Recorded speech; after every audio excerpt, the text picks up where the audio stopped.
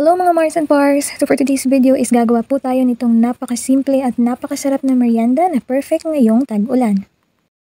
So gagamit lang po tayo dito ng food processor para mas mapadali po ang ating buhay. So maglagay po tayo dyan ng maraming carrots, maglagay din po tayo ng onion and then garlic. Mas maraming garlic, mas masarap. And then of course, mag-add din po tayo dyan ng onion leeks. Ayan, so idaan lang po natin yan sa food processor para tuluyan siyang magayat ng pino na kailangan natin sa recipe na ito. So kung wala po kayong food processor is pwede naman na gayat-gayatin nyo lang ito ng manual. So pwede pa rin yun. So after nga natin magayat ng maliliit or mapadaan dito sa ating food processor is ilagay na po natin yan sa ating mixing bowl. So after po nating mailagay yan sa ating mixing bowl is maglagay na din po tayo ng giniling natin. So kahit anong karne is pwede. So ito pong nilagay ko is pork giniling na nabili ko ng 90 pesos sa Pure Gold. And then maglagay na din po tayo ng mga pampalasa. So naglagay lang po ako dyan ng asin, black pepper, 1 tablespoon ng toyo. And then nag-add din po ako dyan ng 1 tablespoon ng oyster sauce.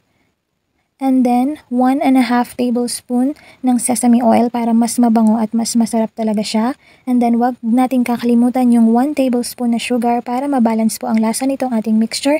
And then of course nag-add din po ako dyan ng isang pirasong itlog. So after nga nyan guys is kailangan lang natin yung imekos-mekos ng mabuti hanggang sa mag-well combine na lahat ng ating ingredients. So ayan, mix-mix lang talaga ng bonggang-bongga. And then pag ganyan na yung kanyang itsura is pwede na po yan. So, gumamit lang po ako dito ng isang balot nitong Molo wrapper. Ayan. So, ganyan lang yung nilagay ko. And then, nilagyan ko lang din siya ng water para masara ko siya ng mabuti. So, actually, pwede nyo siyang balutin sa kahit anong style na gusto nyo. Pwede rin parang siomai, parang ganun. Pero, parang nahihirapan akong gawin siyang siomai. Kaya ganito na lang yung ginawa ko para mas madali.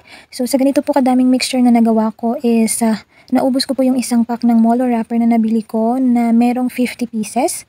So, ulit-ulitin lang po natin yung process dyan. So, kahit anong klaseng pagbalot gamit ng Molo wrapper or ng siomai wrapper is talagang pwedeng-pwede para sa ganitong mixture. Ayan. After natin mabalot lahat yan guys is magpakulo tayo ng water sa ating steamer. Ayan, at once na kumulo na nga yung water doon is pwede na nating ilagay itong ating mga dumplings or siomai or whatever na ginawa nyo dyan. Depende ko ano yung ginawa nyong wrapper. So, ilagay lang natin dyan sa ating steamer and then kailangan po natin itong steam ng around 15 to 20 minutes. So, napakadami talaga ng nagawa ko guys. Pwede siyang ilagay sa ref at saka i-merienda sa susunod pang mga araw. So, napaka-tipid sa merienda kaysa naman panay tayo bili ng bili dyan sa labas. So, tipid na masarap pa, 'di ba? So, after nga, syempre i-close natin yan, lutuin ng 15 to 20 minutes at hindi ko pa pala naubos guys. So, meron pang natira. Nakagawa ko ng 50 pieces. Meron pang natirang mixture. And pag ganito na yung kulay niya is luto na siya guys. So, napaka-perfect na merienda talaga. And then, ang kulang na lang dyan is yung ating chili garlic sauce. And after nyan is meron na tayong bonggang-bonggang merienda. So, ayan, napakasarap niya. So, kung wala ka pang maisip na merienda dyan at meron ka nitong mga ingredients na ginamit ko dito, so try mo na. Talagang makakatipid ka. Madami pa yung makakain mo. Tapos, sure ka pa na talagang masarap yung lasa. So, I hope nabigyan kita ng idea. So, thank you very much for watching.